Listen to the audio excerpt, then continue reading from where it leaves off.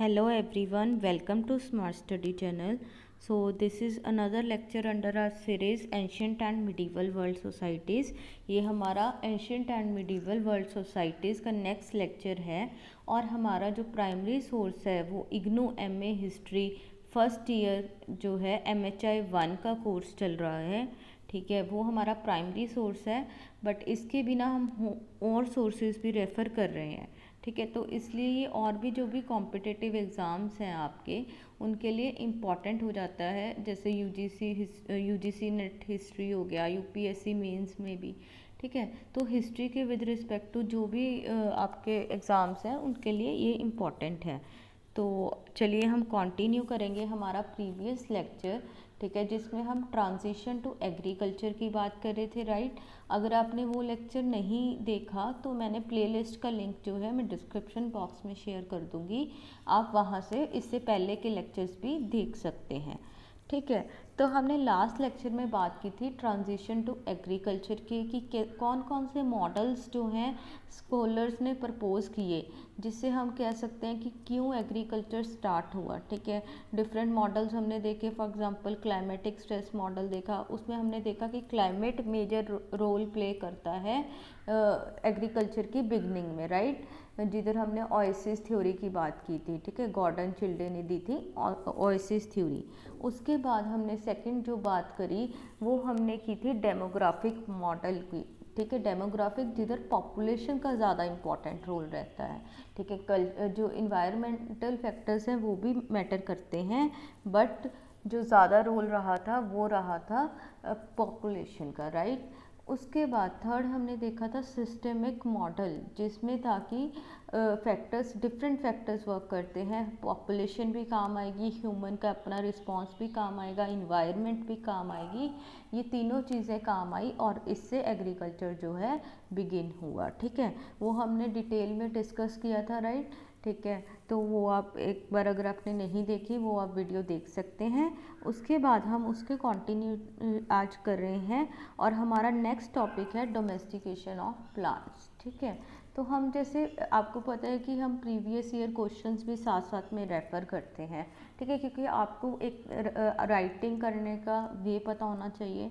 ठीक है, आप वहाँ पे आंसर राइटिंग क्या कैसे करेंगे, इग्नू में बेसिकली कैसे आपको रिप्रेजेंट करना है। आपका कोई भी थ्योरेटिकल पेपर हो, यूपीएससी मेंस हो, वहाँ पे आपको आंसर लिखने आने चाहिए, राइट। ठीक है, तो इसलिए हम उस तरह से डील कर रहे हैं। तो हमने जैसे लास्ट क्लास में भी इम्पॉर्टेंट क्वेश्चन देखा था, आज भी हमारा जो इम्पॉर्टेंट क्वेश्चन है वो है how in early phase plants were domesticated, right. ठीक है, ये एक प्रीवियस ईयर क्वेश्चन ही है कि अर्ली फेज में प्लांट्स को कैसे डोमेस्टिकेट किया जाता था। फिर उसके बाद आपको right a short note on domestication of plants, ऐसा भी 10 मार्क्स में क्वेश्चन जो प्रीवियस ईयर क्वेश्चंस में आया हुआ है, राइट। तो इस पे हम डील करेंगे और इसके साथ इस चैप्टर में आप अगर इग्नू का मटेरियल देखेंगे तो डोमेस्टिकेशन ऑफ एनिमल्स भी आपको मिलेगा।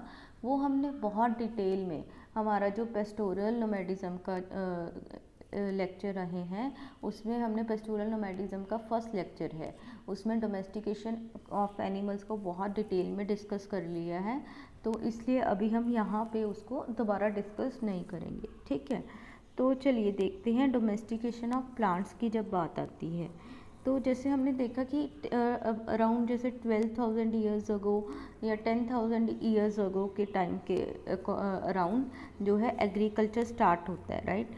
बट आप अगर देखेंगे हमारे एविडेंसेस देखेंगे तो आपको पता लगेगा कि 20,000 ईयर्स अगो भी, ठीक है, तो कुछ सिलेक्टिव जो है कल्टीवेशन मिली थी। ठीक है, उस टाइम भी सिलेक्टिव कल्टीवेशन, थोड़ी बहुत कल्टीवेशन होने लगी थी। हाँ, प्रॉपर एग्रीकल्चर नहीं हुआ था उस टाइम पे।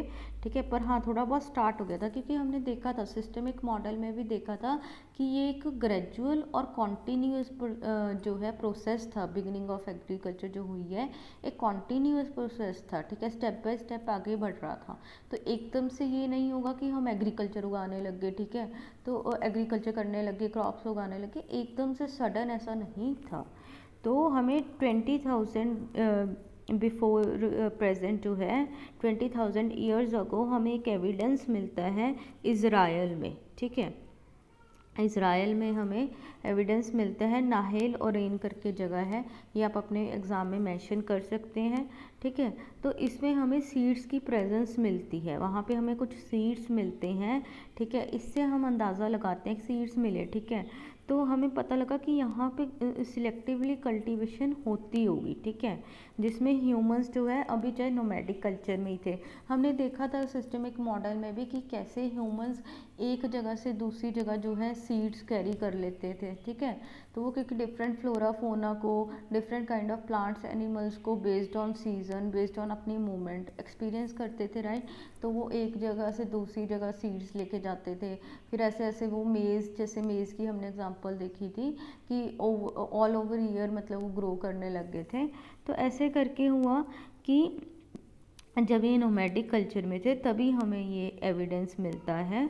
ठीक है, उसके बाद फिर अभी जैसे ह्यूमंस हैं वो डिफरेंट डिफरेंट एक्सपेरिमेंटेशन करने लगे। देखो ह्यूमंस की अगर इंसान की बात करके, उनका बेस ही ये रहा है कि वो एक्सपेरिमेंट्स करते थे, तभी इतना जो हमारी डेवलपमेंट्स हुई हैं पैलियोलिथिक फेज से हम नियोलिथिक तक आए हैं। और अभी आज भी आप देखेंगे, ठीक है, हम कॉन्टीन्यूसली जो है ह्यूमन माइंड इन्वेंशंस करता रहता है। आज आप देखेंगे, ठीक है, रोबोटिक, आर्टिफिशियल इंटेलिजेंस, इनकी बातें होने लग गई हैं।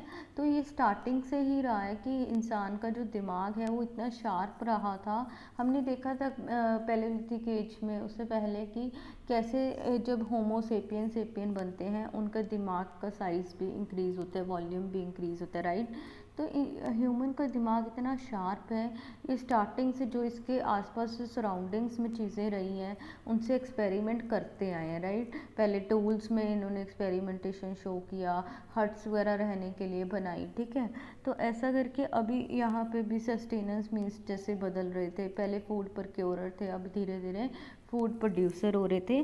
तो जो लोग हैं उन्होंने एक्सपेरिमेंट स्टार्ट किया अलग अलग क्रॉप्स के साथ। ठीक है, इसकी अगर हम एग्ज़ाम्पल की बात करें, सबसे अच्छी एग्ज़ाम्पल हमें वीट की मिलती है। अब देखिए वीट, गेहूँ, आजकल तो हमें गेहूँ बहुत इंपॉर्टेंट है। ठीक है, रोटी खानी है, अलग अलग चीज़ें हमारी वीट से बनती है। ठीक है, जंक फूड उसमें भी वीट पड़ता है, राइट। तो वीट हमारे लिए आज तो एक इसेंशियल ज़रूरी चीज़ हो गई है। बट उस टाइम पे क्या था, पहले जो वीट था, गेहूँ था, वो ऐसे ही खुले में नेचुरली वाइल्ड में जो है ग्रो होता था। ठीक है, उसको हम ऐसे खुद से इंसान कल्टीवेट नहीं कर रहा था, डोमेस्टिकेट नहीं कर रहा था।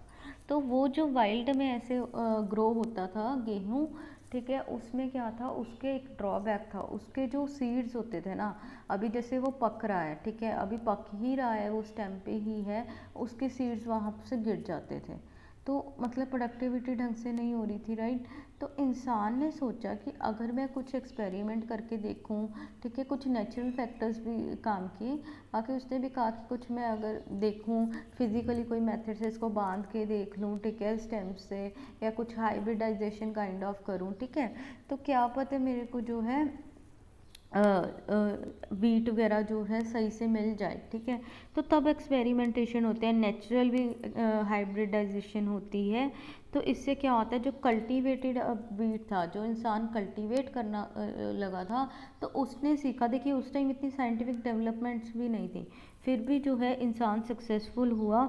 उसका जो कल्टीवेटेड वीट था उसमें अब ये हो गया था कि जो वीट है वो स्टेम पे ही रहता था जब पक जाता था। ठीक है, पहले के जैसे गिरता नहीं था, और अलग अलग अब वो डाइवर्स हैबिटेट्स में ग्रो कर पाता था। पहले पर्टिकुलर क्लाइमेट, उसको पर्टिकुलर कंडीशंस चाहिए होती थी, अब वो अलग अलग क्लाइमेट्स में भी ग्रो कर पाता था। ठीक है, डाइवर्स हैबिटेट्स में भी।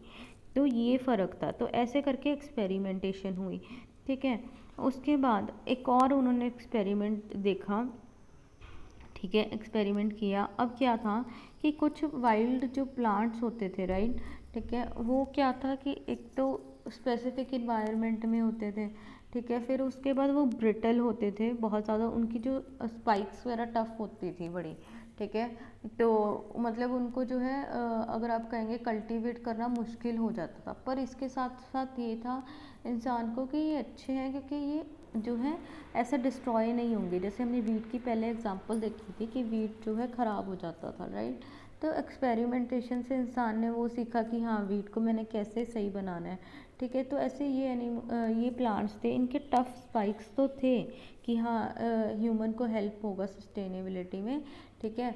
बट क्या था कि ये हर जगह नहीं प्रेजेंट होते थे, तो इंसान ने इस पे भी एक्सपेरिमेंट किया। पहले ये सिर्फ अगर नेचुरली हम बात करें तो फर्टाइल क्रिसेंट रीजन जो हमने देखा था, राइट, सीरिया, ईरान, इज़राइल, वो वाला एरिया, ठीक है, जो हमने अपने ओएसिस मॉडल में देखा था, तो वहाँ पे होते थे। बट फिर अभी आप अगर देखेंगे, अब ये सारी अलग अलग आपको जगहों पे मिलेगा, ठीक है, अपनी नेचुरल जो इसकी लोकेशन थी उससे दूर। तो ये भी एक्सपेरिमेंटेशन से ही हुआ है। तो ऐसे आपको डोमेस्टिकेशन ऑफ प्लांट्स की जब बात आती है तो आपको स्टार्टिंग से ही दिखेगा कि जो ह्यूमंस हैं उन्होंने ऐसे एक्सपेरिमेंटेशन किया प्लांट्स के ऊपर, और फिर वो सक्सेसफुल होता है डोमेस्टिकेट करने में प्लांट्स को, ठीक है। तो ये डोमेस्टिकेशन ऑफ प्लांट्स होता है, फिर ही हम आगे जो है एग्रीकल्चर की तरफ बढ़ते हैं, राइट। तो ये हमारा डोमेस्टिकेशन ऑफ प्लांट्स का टॉपिक रहा। इसके आगे हम अभी अर्ली एग्रीकल्चरल साइट्स देख लेते हैं, ठीक है। कौन कौन से साइट्स हैं जिसमें हमें स्टार्टिंग में जो है एग्रीकल्चर देखने को मिलता है, क्योंकि ये भी देखिए ये टाइम की वेरिएशंस होंगी आपकी, राइट, है रीजन की वेरिएशन होंगी, ठीक है, कहीं पहले हो गया कहीं बाद में हो गया, राइट, तो वो आपको देखने को मिलेगा, ठीक है। तो हम पहले बात करते हैं जिनमें हमें अर्ली मिला।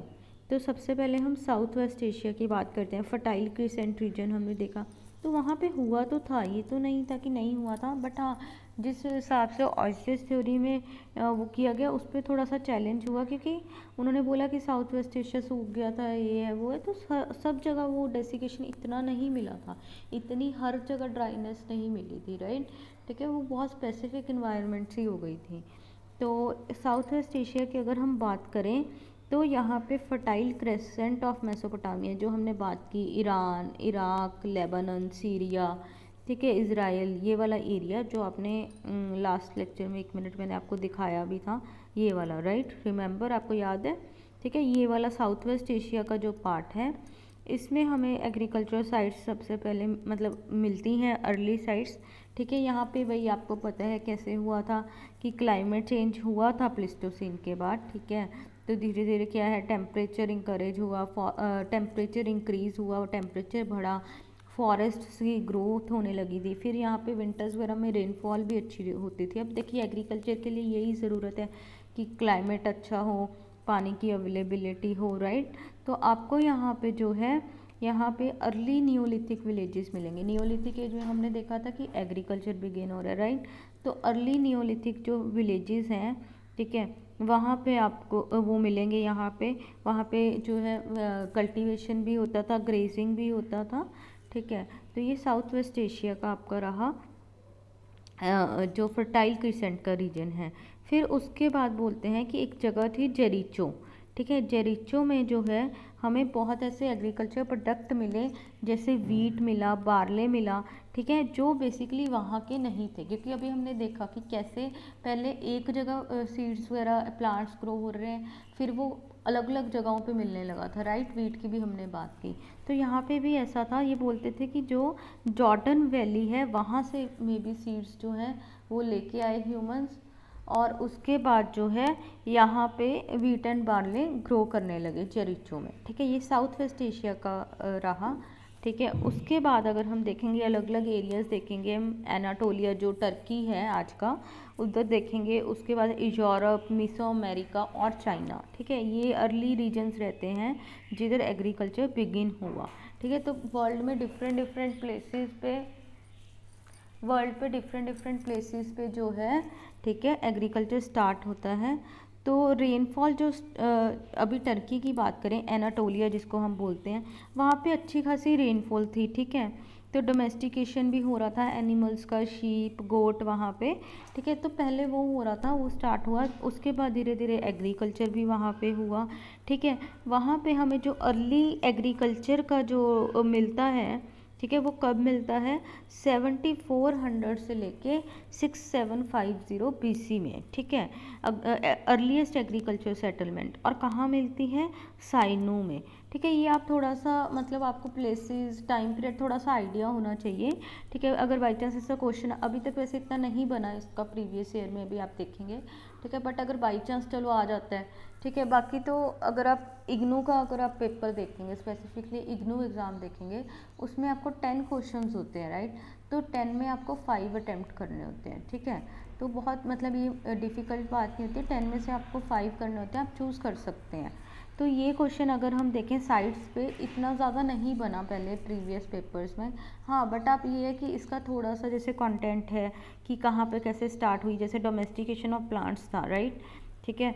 तो उसमें आप ये जेरिचो वाली एग्जांपल जो अभी हमने डिस्कस की, इसको वहाँ पे डाल सकते हैं, है ना, कि ऐसे व्हीट एंड बार्ली पहले मतलब अलग अलग जगहों पे हुआ, जेरिचो में भी हमें एविडेंस मिलता है, ठीक है।